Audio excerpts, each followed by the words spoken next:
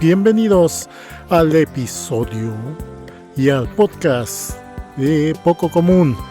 Yo soy Sorce Z y como de costumbre les doy la bienvenida pues a este podcast y a este que es el episodio 287 de Poco Común. Y pues en este episodio, que igualmente va a ser corto, pues hablaré un poco sobre cosas de mi vida, de mi infancia principalmente. Así que va a ser pues un poco retro, un poco de remembranzas. Vamos al audio de intro para empezar con el tema.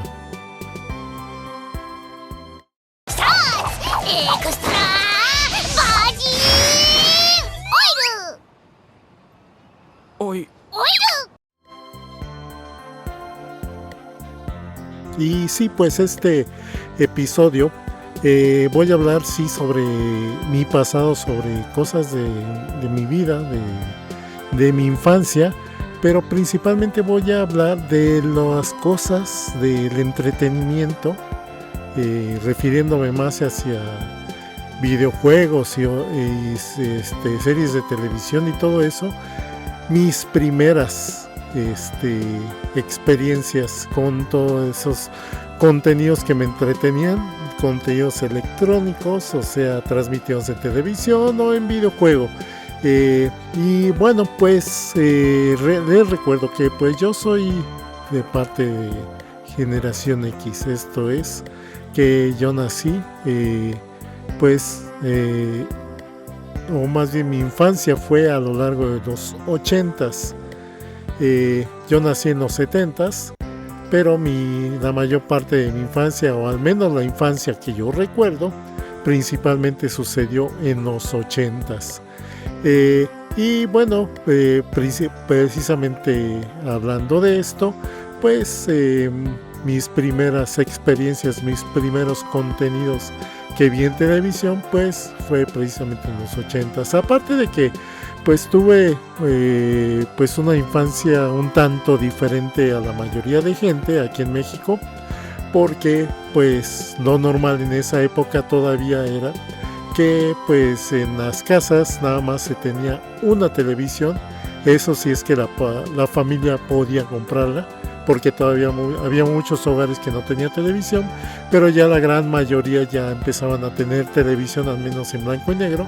Entonces, pues lo normal en las casas era que se tuviera un solo televisor, un aparato de televisión para toda la casa y para toda la familia, y por lo tanto tuvieran que compartirlo entre los adultos y los niños, y por lo tanto pues así que los adultos eran los que decidían cuándo los niños veían la televisión, qué podían ver, a qué hora, y pues muchas veces también pues los niños terminaban viendo mucho de lo que los adultos se ponían a ver, porque pues no tenían opción.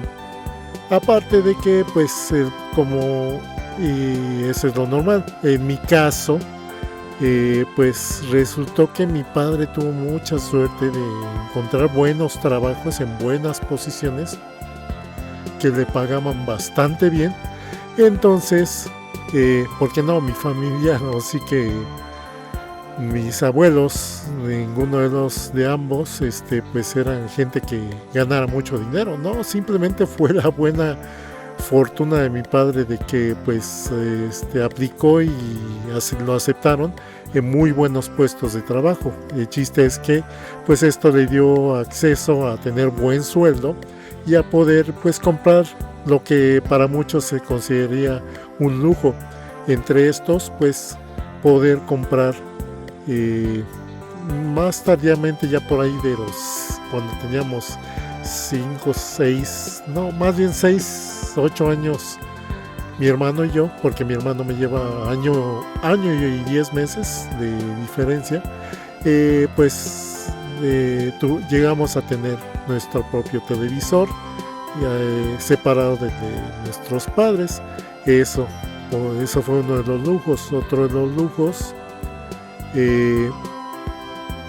pues fue tener nuestro propio cuarto con nuestros propios artículos, y que pudimos pues así que pues hace que tener varias cosas propias para nosotros. Dándoles un poco de contexto de pues cómo era mi situación cuando era niño, la situación económica de mi familia. Actualmente pues eso ya es cosa del pasado, y ahorita pues a final de cuentas somos gente normal de clase baja. Sí, porque muchos se creen de clase media. No, yo acepto que somos de clase baja, que con cualquier pues gasto extraordinario nuestra situación económica pues empieza a decaer y corre peligro.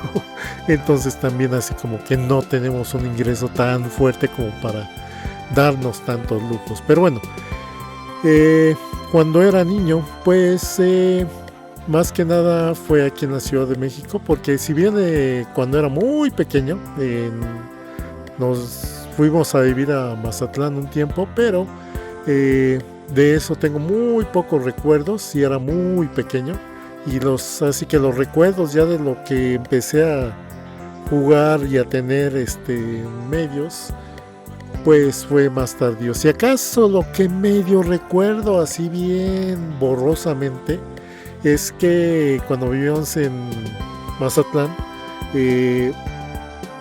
mi papá se dio el lujo, o se dio la escapada también de ir a la ciudad de La Paz, en Baja California Sur, que pues en ese entonces era pues el centro así que de venta de productos de Estados Unidos, vendidos de forma pues informal, que se traían así que del otro lado de la frontera, y los vendían ahí en La Paz. Entonces ahí veías así que los nuevos productos, todo lo nuevo que había en Estados Unidos y que aquí estaba disponible.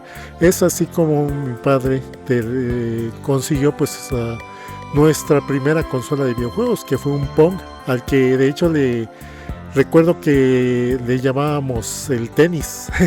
Sí, porque creo que en algunos switches o alguna parte de la consola decía, o en la selección de juegos decía tenis. Entonces dijimos, pues es el tenis, porque pues también no conocíamos lo que era el Pong, o sea, conocimos el formato de juego por esa consola. Y ese fue mi primer acercamiento a los videojuegos, con una consola tipo Pong, un clon de Pong, pues sí, porque el Pong original era de Atari. Y pues hubo un montón de imitaciones en su época de ese formato de juego, que fue pues de hecho la primera generación de consolas de videojuegos. Yo era muy pequeño, sí llegué a jugar con esa consola, y de hecho llegué más o menos a entenderle cómo se jugaba, pero la verdad es que tengo muy borrosos recuerdos de haber jugado con esa consola. Esa fue mi primer acercamiento a los videojuegos. Ahora, en cuanto a series de televisión, pues obviamente siendo niño pues como que no le prestabas atención a las series live action, o sea, con actores y todo el rollo. Pues obviamente siendo niño no te interesaba pues ver ahí toda la historia y todo acá. No, pues obviamente los dibujos animados era lo que nos llamaba la atención. Si acaso live action, de los primeros live action que llegué a ver, que ahorita me estoy acordando, es pues la serie de Señorita Cometa, esta serie japonesa de los 70s, creo que fue 60, 70s, pero que aquí la retransmitieron a principios de los 80s. Señorita Cometa, como la pusieron acá, o Comet-san, que fue el nombre original, que fue pues una interpretación live action del manga de Mitsutero Yokoyama, que el creador de ¿cómo se llama? Iron Man 28, Tetsujin 28,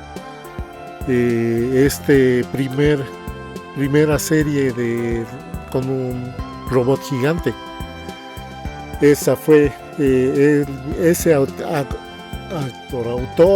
de esa serie fue el mismo que creó pues Comet-san en formato de manga, y pues la serie de televisión que vimos pues estuvo basada en ese manga, aunque se tomó muchas libertades para interpretar la serie, porque pues era muy diferente a como era en el manga. En el manga pues la protagonista era más pequeña, era como pues preadolescente, como ahí con una edad como de 12, 13 años, algo así. Y pues en la serie con actores, pues la actriz era ya un poco ya bastante grande, e interpretaba más bien un personaje que era más bien veinteañera con conductas un poco infantiles a lo mejor, y donde pues así que era adoptada o acogida por una familia normal japonesa, y que pues así que apoyaba en la familia cuidando a los niños, algo así como la niñera. Y recordamos personajes de esa serie que eran los niños se llamaban Takeshi y Koji. Sí, creo que era así, Takeshi y Koji, que pues de hecho el nombre de Takeshi por el personaje pues era lo que de moda que se puso entre los niños, era que a los gorditos le llamaban Takeshi, porque pues el personaje era un gordito también. Entonces pues era un apodo que usaban mucho, y simplemente como un ejemplo de qué tan popular se convirtió la serie. La verdad tenía muy buenos episodios. Ahorita la serie, de hecho la versión doblada está disponible en YouTube, por cierto, y pues por lo que yo recuerdo, creo que nada más transmitieron la primera temporada. No sé, no creo que hayan transmitido toda la serie completa. Más bien en una retransmisión de la serie hicieron un nuevo doblaje y sacaron ya el resto de episodios. De hecho, me acuerdo que esa retransmisión fue en TV Azteca por ahí en los 90s. O sea, cuando estaba el boom del anime, pues se les ocurrió traer de regreso la serie de Señorita Cometa, pero ya toda la serie completa. Lo que yo recuerdo es, por ejemplo, que estaba un personaje, creo que era Chibigón, o quién era, un profesor que era un dibujo animado, un anime, que era como un maestro cascarrabias que siempre se enojaba y siempre regañaba y calificaba a la Señorita Cometa, y cuando hacía las cosas malas pues le ponía un tache en la cara, o si hacía algo bueno pues le ponía un circulito, que pues en ese entonces no entendíamos eso de que el circulito equivalía a la palomita cuando te califican en la escuela. Y pues por ejemplo un episodio que me acuerdo mucho es cuando usa su magia, porque la Señorita Cometa lo que tenía de especial era que venía de otro planeta, de otro sistema solar, y tenía poderes mágicos, y una vez usó su poder mágico para darle vida a los juguetes, porque se lo pidieron los niños, y pues empiezan a moverse los juguetes y todo eso, y termina convirtiéndose en una guerra entre juguetes, que algo que se me hizo bien divertido ver cómo se movían los juguetes y empezaban ahí a atacarse y todo, y se armó todo un caos. Es el episodio que más me acuerdo de esa serie de Señorita Cometa, que fue mi primera serie, creo, que yo recuerdo que me puse a ver live action. Y primeras series cartoon que yo recuerdo haber visto, pues fueron más que nada las de los Looney Tunes, los horarios donde ponían episodios de los Looney Tunes, que de hecho tenían los intros de cuando en Estados Unidos retransmitían todos los episodios de Looney Tunes en los 70s. Ese intro que tenía a Speedy González y al Pato Lucas como protagonistas, y Silvestre, ese era el intro. Entonces en ese formato nos presentaron muchos episodios de los Looney Tunes, y yo pues de ahí le agarré mucho gusto a todo lo que eran los Looney Tunes, que pues aunque ahí aparecía en la televisión el título Looney Tunes, pues yo simplemente los decía los reconocía como Bugs Bunny y los demás. Es lo que me acuerdo de los primeros cartoons que llegué a ver. Que pues así, obviamente recordemos que todo lo que era el material pues más clásico de los Looney Tunes, que fue el más popular y el que yo llegué a ver, pues era mucho ese material provenía o fue producido en los 50s, en los 60s, a más tardar. O sea, ya tenía mucho tiempo y originalmente muchos de esos episodios pues fueron producidos para transmitirse en cine, no para televisión. O sea, eventualmente los adaptaron para transmitirse en televisión, pero originalmente no habían sido animados para televisión. Era lo que había, y sobre todo eso los transmitían en fin de semana, en sábados y domingos, por ahí de la hora de la comida, porque de hecho me acuerdo que nos sentábamos a la mesa a comer, a toda la familia, y teníamos la televisión ahí en la misma sala, y pues nos dejaban ver los Looney Tunes. Era lo divertido. Y otra serie que también recuerdo que fue las primeras que vi fue por ahí de finales de los 70s. Bueno, acá en México fue a principios de los 80s que se transmitió. Fue una serie de Disney llamada, ¿cómo era? El mágico mundo de color de Disney, algo así se llamaba, The Magic Color World of Disney, que recuerdo que el intro eran como que varias cortinas abriéndose y donde en cada episodio o cada emisión de ese programa presentaban varios bloques donde había cortas historias, bloques de animación de Disney, pero también bloques de live action donde contaban historias, a veces de la naturaleza, a veces de la historia gringa, a veces cuentos de fantasía, pero todos interpretados con actores. Entonces pues era un bloque que ponían los domingos en la tarde, noche, y me acuerdo que era lo que siempre esperábamos en ese horario para ver, que antes de irnos a dormir.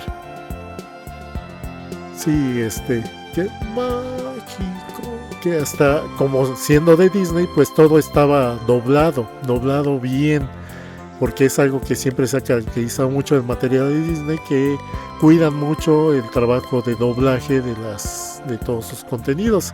Entonces esa serie pues también tenía doblaje, y la cancioncita del mágico mundo de colores, algo así iba la cancioncita de ese programa de televisión. Mi primer serie de anime ya la he mencionado en algunas ocasiones, pero pues vamos a hablar un poquito más de ella. Mi primera serie de anime que recuerdo haber visto, pero que obviamente en ese entonces no sabía que era anime, fue la de Wanpaku Omokashi Kun Kun, que pues era una serie producida en los 70s allá en Japón. Acá nada más pues se conocía como Kun Kun, y pues era una serie donde el protagonista pues era en la época de los cavernícolas, o sea, de la prehistoria. Entonces los protagonistas era pues sobre todo el niño llamado Kun Kun, y su grupo de amigos cavernícolas, niños cavernícolas, y sus aventuras, sus cosas que vivían día a día en la época prehistórica, pues conviviendo con animales prehistóricos y también pues con dinosaurios. Ahí pues también combinaban lo de los dinosaurios, y pues se metían en aventuras, a veces en peligro y todo eso. Y pues igual aparecían sus padres de esos niños, que pues ya eran adultos cavernícolas. Entonces pues de eso trataba la serie, más o menos me acuerdo de los personajes y haber visto unas escenas de esos episodios, pero no sé, como que sí recuerdo la serie, pero no recuerdo que la viera tan seguido. La verdad, busquen el intro, está pegajoso. Y de hecho el intro original en japonés, porque acá ponían el intro, pero la pura música, no tenía letra. La versión original obviamente tiene letra, y de hecho la canción original de Wanpaku Mokashi Kun Kun es cantada por la famosísima cantante Mitsuko Horie, que ella, de recuerdo, es una cantante pues ya prácticamente legendaria, que pues ha cantado los temas musicales de muchas de las series clásicas de los 70s, 80s, sobre todo series de drama, de series infantiles. Hay varias series, creo que el intro de cuáles series, no me acuerdo, pero hay un montón de series famosas que pues ella cantó los intros. Entonces pues, y tiene una gran trayectoria de haber cantado un montón de openings y endings de muchas series de anime clásicas de los 70s y de los 80s, y todavía de vez en cuando llega a aparecer para cantar algún intro de alguna serie o algún ending. Por ejemplo, de los casos más recientes que recuerdo que ha cantado es del intro de Sailor Moon Crystal, de la tercera temporada. Una de las versiones, porque hubo dos versiones de ese intro, una de las versiones fue cantada precisamente por Mitsuko Horie.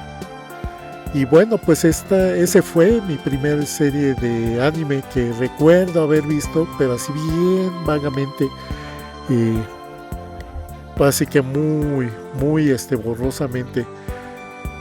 Después de eso pues ya tocó lo que fue pues las series más de drama, más basadas en novela, como la que en su época fue súper popular aquí en Latinoamérica, que fue la serie de Heidi. Heidi aquí fue todo un fenómeno cuando la lanzaron y la promovieron. Sacaron los soundtracks, había todo tipo de mercancía que vendían sobre Heidi. Y entonces pues fue todo un fenómeno de esa serie de anime, que recuerdo que pues yo la vi cuando era muy pequeño.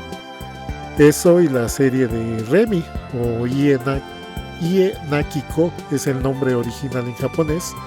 La serie de Remy de los 70s, porque recordemos que después hubo una serie por ahí de finales de los 80s que sacaron los de Nippon Animation, basada en la misma novela, pero cambiaban el personaje de un niño a una niña, pero la novela original era un niño, y yo vi esa serie de los 70s.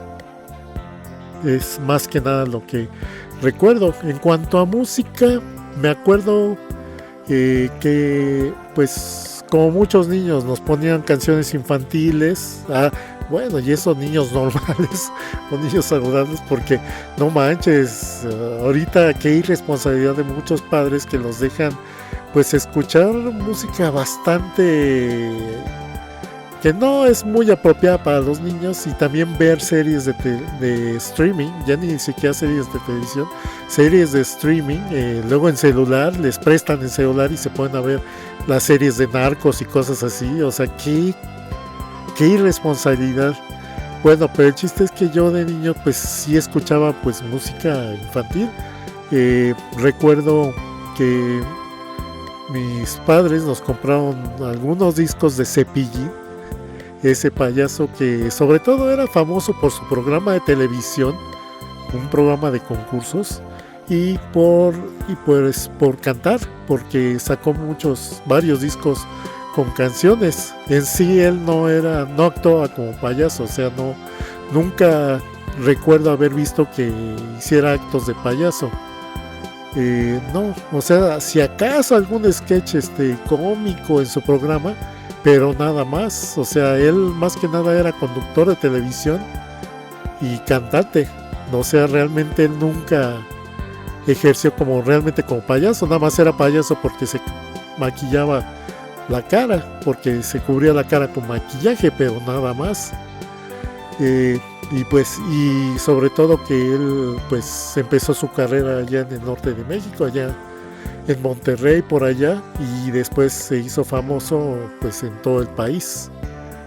Entonces yo recuerdo que teníamos los discos de Cepillín, otros discos, obviamente los de Criqui, creo que nunca los tuvimos. Nunca tuvimos los discos de Criqui, aunque sí recuerdo que a muchos niños todavía en mi generación nos tocó escuchar en las fiestas infantiles a Cricri, pero la verdad es que no recuerdo yo haber tenido discos de Cricri. Tenía un disco bastante curioso que no sé de dónde lo consiguieron, que llegamos a tener, era el club de Mickey Mouse. No manches, o sea, porque ni siquiera recuerdo que hubieran transmitido ese programa aquí en México, pero pues el disco con la música de Mickey Mouse, ya la música traducida en español, lo tuvimos, y me acuerdo que y hasta cantaba ahí el Pato Donald y todo eso. Recuerdo esa cancioncita y recuerdo el disco ese de Club de Mickey Mouse, recuerdo las portadas de ese disco. Otro disco que recuerdo que pues nos compraron en la primaria, o bueno, antes de la primaria, fue uno que era de un artista que era pues componía canciones infantiles, pero que era de una época mucho más anterior, porque se llamaba el cantante, el compositor, el tío Herminio. Ya ven que siempre en diferentes épocas ha habido tíos algo como para dirigirse al público infantil. El tío Herminio, que ese empezó en la radio y se hizo famoso por sus canciones, que después sacó en disco. Y en televisión, pues los tíos que eran famosos era el tío Gamboín. Y sí, porque iba a decir el otro conductor, pero ese conductor no se llamaba tío, nada más lo llaman por su nombre. Bueno, pero de ese tío Herminio tuvimos un disco, porque ese disco tenía las tablas de multiplicar en canción. Entonces fueron una de las herramientas que nos consiguieron mis padres para que pues aprendiéramos a multiplicar, que hasta recuerdo la cancioncita como era, y empezaban a recitar la tabla de multiplicar: una por una por dos son dos, una por tres son tres, y así, o sea, a ritmo musical era toda las tablas de multiplicar. De hecho, se recuerdo que en ese disco creo que cada tabla de multiplicar de cada número era un track, y después de que cantaba el track te lo repetía pues así que en voz normal: una por una por dos, o sea, para que lo fueras aprendiendo. Y del otro lado de ese disco recuerdo que tenía algunas de sus canciones clásicas de ese tío Herminio, que como dije, él fue famoso, pero más que nada en la radio, por ahí de los 60s, creo, 60, 50, 60, pues se hizo famoso por los discos. Del otro lado tenía canciones famosas de él, que muchos de la generación que lo escucharon en la radio recordarán. Por ejemplo, una famosa era Las Rejas de Chapultepec. Así es, tenía esa canción. Y no me acuerdo qué otras. Pero esa, era bien simplona la canción, pero era pegajosa y muy apropiada para niños. Que nada más cantaba: Las Rejas de Chapultepec, las Rejas de Chapultepec son buenas, no más para usted. Así va la canción. De hecho, búsquenla en YouTube. Así, Las Rejas de Chapultepec, tío Herminio. Y está bien curiosa esa canción. Entonces es la música que recuerdo cuando era bien pequeño. Ya eventualmente, pues obviamente ya nos empezaron a comprar ya discos infantiles un poco más, para más mayorcitos, y pues entre esos discos empezamos a ser como que involuntariamente fans de Timbiriche, ¿sí? Porque recordemos que Timbiriche originalmente empezaron como un grupo infantil. De hecho, ellos eran niños cuando empezaron a cantar. Y tuvimos algunos de sus discos de ellos. De hecho, no tuvimos de Parchís. No, nunca... Como que nunca nos gustó y nunca nos los compraron. De eso, de Burbujas, había muchos que tenían los discos, nunca los tuvimos. En los 80s también otra franquicia que fue muy popular fue la de Katy la Oruga, que fue una película animada aquí en México. Bueno, coproducción entre España y México, de una película de una oruga precisamente. Katy la Oruga, de hecho hubo un montón de productos promocionales y hasta el disco con la música. Pero no lo tuvimos tampoco. Pero se nos menciona un poco los recuerdos de toda esa discografía que había para público infantil. Y pues más que nada es el tipo de contenido que empecé a ver, de series gringas, bueno, más bien series mexicanas, con actores que empecé a ver. Tal vez Odisea Burbuja sí lo llegué a ver en el Canal 2, porque esa serie empezó a finales de los 70s, creo que fue. Y ¿qué otra serie?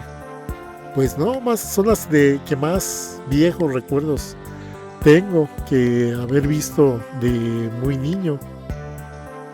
De ahí en fuera, pues ya conforme así que fui creciendo, pues llegaba a ver programas en otros canales de otro tipo, series de gringas que haya visto en televisión que me hayan interesado, pues no, porque la gran mayoría era para público más adolescente, más adulto, programas que no me llamaban la atención. Si acaso la primera serie así que las primeras series que recuerdo haber visto de niño de series gringas, tal vez fueron The Greatest American Hero, que aquí lo llamaban superhéroe por accidente, o la otra serie, la de Automan, por los efectos especiales de ciencia ficción y todo eso, que llamaba mucho la atención.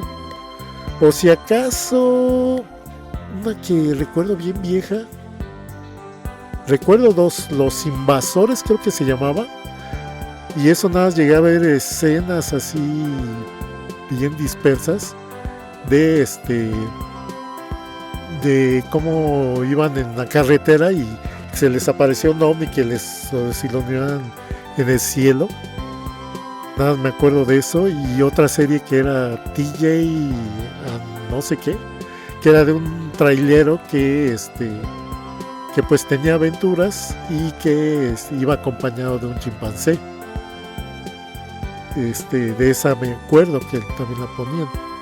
Entonces más o menos fue de lo que más llegué a ver. Y pues las series que repetían de los 70s, ya un poco más grande, recuerdo haber visto, por ejemplo, Chips, o que aquí lo llamaban Patrulla Motorizada, o El Crucero del Amor, que más que nada uno se medio la veía, pero muchas veces no entendías todo el humor que se manejaba, y más que nada se te quedaba grabada por el tema musical, que era bastante pegajoso, del Low Boat. Bueno, y esas pues son las series así que más atrás recuerdo haber visto, muy al principio de mi vida, muy en mi infancia. Y pues ya a lo largo de los años de los 80s, conforme fui creciendo, pues fui viendo más televisión y pues obviamente entendiendo más el contenido y viendo más series que iba ya un poco más entendiendo. Y sobre todo ya después, pues ya cuando tuvimos nuestro propio televisor en nuestro cuarto, que fue por ahí de mediados de los 80s, con mi hermano, pues ya poníamos, así que sintonizábamos la televisión donde queríamos y podíamos ver mucho del bloque de programación de caricaturas, que aquí en México todas las tardes, a partir de por ahí de las 2, 3 de la tarde, empezaban a poner caricaturas y terminaban hasta por allá de las 6 o 7 de la tarde, noche. Era cuando terminaba el bloque de caricaturas, pero era así todo corrido. En el Canal 5 ponían varias caricaturas que estaban de moda. Pero bueno, yo creo eso podría ser tema para otro podcast, pero bueno, esto más que nada era un poco de lo que les quería compartir de mis experiencias cuando pues era muy pequeño, lo que más lejanamente recuerdo. Bueno, pues ya con esto terminemos entonces con este episodio de este podcast. Vamos al audio de cierre y vamos con las despedidas.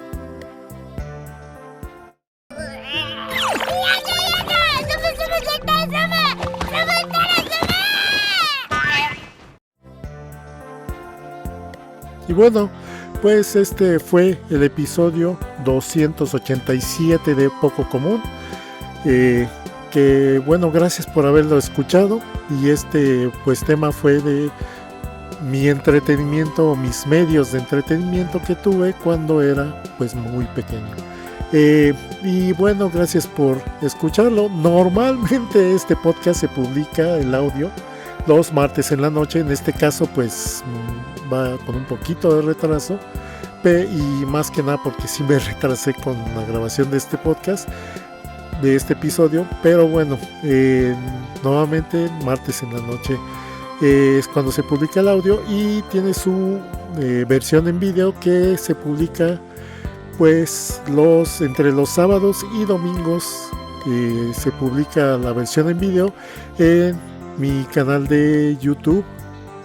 Yo en el canal de YouTube Nerdulería, ahí es donde se publica la versión en video. La versión de audio se publica en la mayoría de plataformas de podcast. Simplemente búsquenlo como Poco Común. Lo encuentran en Apple Podcasts, Google Podcasts, Spotify, iVoox y muchos otros. Simplemente búsquenlo como Poco Común, la versión en audio, y la versión en video, como dije, en el canal de YouTube Nerdulería. Ahí es donde se publica la versión en video de este podcast, que pues también la publico en el playlist en mi canal de YouTube Sorcerer Z. Ahí es donde se publica pues también el playlist de este podcast. También les recuerdo mis redes sociales. Me encuentran en Facebook y Discord como Sorcerer Z. También les recuerdo que pues este podcast es parte de los colectivos de podcast La Nerdulería y Encode. Se me estaba olvidando. Estos dos se encuentran en Facebook. Busquen La Podcastería y Encode en Facebook, y ahí pues pueden escuchar tanto este podcast como muchos otros podcasts que les pueden interesar. Pues en esos me pueden buscar. También les recuerdo que tengo pues streams, transmisiones en vivo de sesiones de juego. Estas normalmente las tengo en mi canal de Twitch, Sorcerer Z, escrito solo con una letra Z al final, Sorcerers en Twitch. Ahí es donde encuentran pues mis transmisiones en vivo, que son los miércoles y domingos a partir de las 9 p.m. hora central de México, también para que me acompañen a esas transmisiones en vivo. Gracias a todos los que pues han dejado sus likes en los diferentes lugares, como en Facebook y en iVoox. Gracias por todos sus likes y por compartirlo. Y también pues también gracias por sus comentarios que dejan tanto en estos espacios como en YouTube. Muchas gracias. Y bueno, pues ya con esto terminamos con este podcast. Espero que les haya gustado, que lo hayan disfrutado, y pues nos estamos escuchando hasta la próxima. Cuídense.